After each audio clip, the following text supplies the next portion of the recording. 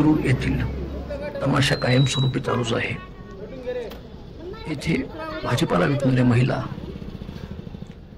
लहान मुले यांच्यासह सर्वांना या ठिकाणी त्रास होत आहे।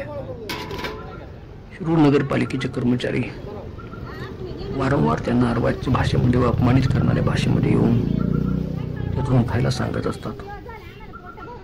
प्रत्यक्षात त्या परिसरामध्ये दुचाकी आणि चारचाकी अशी मोठी वाहने सतत अडवून थांबलेली असतात।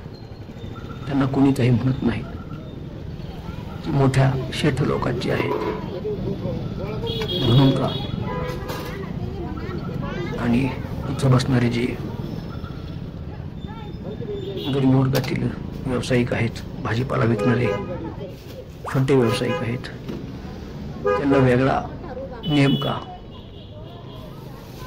अशी परिस्थिती या ठिकाणी वारंवार होताना दिसत आहे।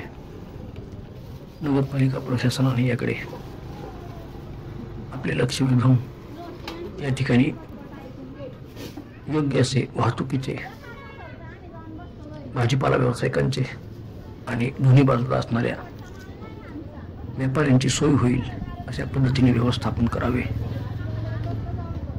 असे नागरिकांचे